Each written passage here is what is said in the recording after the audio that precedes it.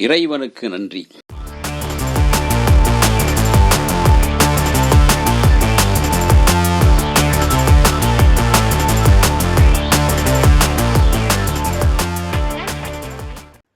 புரட்சித் தலைவர் எம்ஜிஆர், புரட்சி தலைவி ஜெயலலிதா சேர்ந்து நடித்த படம்தான் கணவன். அசோகன், விஜயகுமாரி, சோ மனோரமா, ஆர்.எஸ். மனோகர் நடித்திருந்தனர். முதன்முறையாக இந்த படத்திற்கு கதையை எம்ஜிஆர் எழுதியிருந்தார். அதற்கு வசனத்தை அவருடைய ஆஸ்தான வசனகர்த்தா சொர்ணம் எழுதியிருந்தார். அதே போல அவருடைய ஆஸ்தான இயக்குனர் பா. நீலகண்டன் படத்தை இயக்கினார். விஸ்வநாதனின் இசைக்கு வாலியும் ஆலங்குடி சோமுவும் பாடல் அமைத்தனர். தயாரிப்பு வள்ளி பிலிம்ஸ். சென்னை விநியோக உரிமை புரட்சித் தலைவர் எம்ஜிஆருடைய எம்ஜிஆர் பிக்சர்ஸ் எடுத்திருந்தது.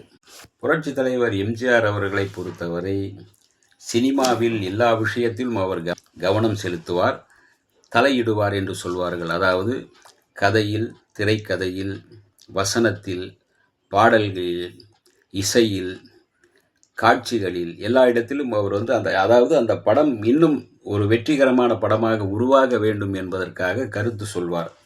பாடல்கள் சிறப்பாக அமைய வேண்டும், காதுக்கு இனிமையாக இருக்க வேண்டும், கருத்துள்ள பாடல்களாகவும் இருக்க வேண்டும் என்பார்.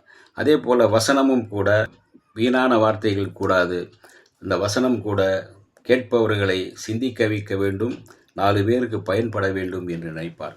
இப்படி அந்த திரைக்கதை எடுக்கும்போது, கதையை தேர்ந்தெடுக்கும் போது கூட இந்த சமூகத்துக்கு ஏதாவது இந்த படத்தின் மூலம் சொல்ல முடியுமா என்கின்ற சிந்தனையோடு தான் அந்த கதைகளையும் அவர் தேர்ந்தெடுப்பார். பாடல் காட்சி, சண்டை காட்சி, இதிலும் ஒரு ஈடுபாட்டோடு வெகு யதார்த்தமாக அந்த சண்டை காட்சி இருக்க வேண்டும், ஒரு ரசிக்கக்கூடியதாக இருக்க வேண்டும், அது உண்மையான ஒரு சண்டை காட்சி தன் கண்முன்னால் நடப்பது போல் இருக்க வேண்டும் என்றெல்லாம் மெனக்கெடுவார் எம்ஜிஆர். இப்படி சினிமாவில் ஒவ்வொரு துறையிலும் தன்னுடைய கவனத்தை செலுத்தி தன்னுடைய படங்களின் வெற்றிக்கு முழுமையாக ஒத்துழைப்பார், கவனிப்பார்.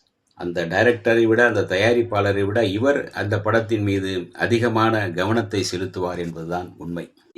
படங்களில் கவனம் செலுத்தும் எம்ஜிஆர் முதல் முறையாக கணவன் படத்தின் கதையை அவரே எழுதி இதில் நடித்திருக்கின்றார். திருமண வாழ்க்கை மீது பற்றுதல் இல்லாத ஜெயலலிதா கல்யாணத்தை வெறுக்கின்றார். அவரை பெண் பார்க்க வரும் டென்னிஸ் வீரர் மனோகரை கிண்டல் செய்து, என்ன பொருத்தம் அடி மாமா, எனக்கு இவர் மாலை இடலாமா என்று கிண்டல் அடித்து அவரை விரட்டி விடுகிறார். இப்படி வருகின்ற வரன்களையெல்லாம் தட்டிவிட்டு தனக்கு திருமணத்தில் துளியும் விருப்பம் இல்லை என்று சொல்லிவிடுகிறார்.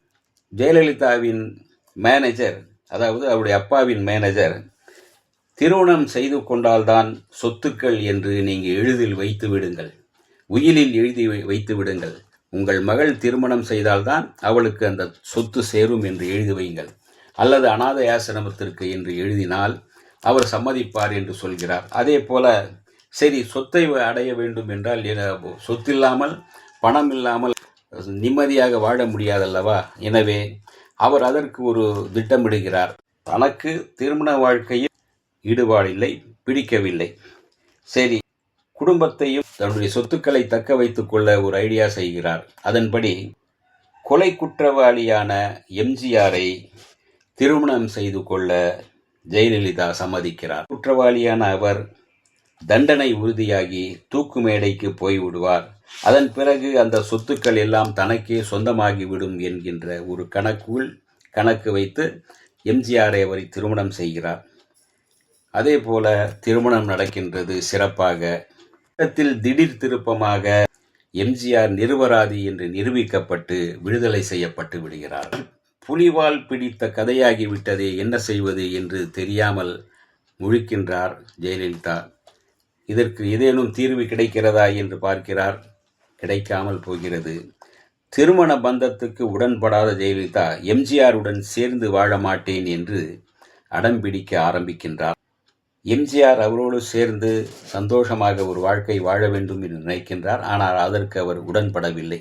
இல்லாமல் ஒருவரோடு வாழ்வது சரியில்லை என்று சொத்துக்களை அவரிடமே விட்டுவிட்டு திருமணத்தில் இருந்து விலகி விடுகிறார் எம்ஜிஆர். நகர்ந்து போனதும் அந்த சொத்துக்களை அடைவதற்காக எப்படியாவது தன்னுடைய எஜமானியை, அதாவது எஜமானின் மகள் ஜெயலலிதாவை சம்மதிக்க வைத்து திருமணம் செய்து விடுவது என்று குறுக்கு வழியில் குறுக்கு சால் ஓட்டுகிறார் அசோகன்.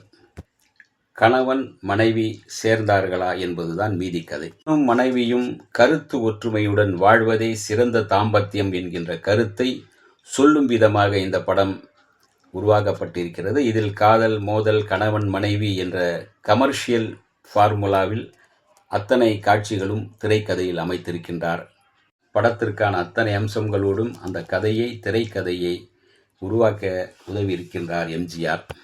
அவருடைய கதை ஒரு நன்றாக பேசப்பட்டது. கல்யாண வாழ்க்கையை கசப்பாக கருதும் கதாபாத்திரத்தில் தனக்கே உரிய மிடுக்குடனும் துள்ளலுடனும் ஜொலிக்கின்றார் ஜெயலலிதா. அசோகன், மனோகர் ஆகியோர் வழக்கமான தன்னுடைய வில்லத்தனத்தை கொண்டிருக்கின்றார்கள்.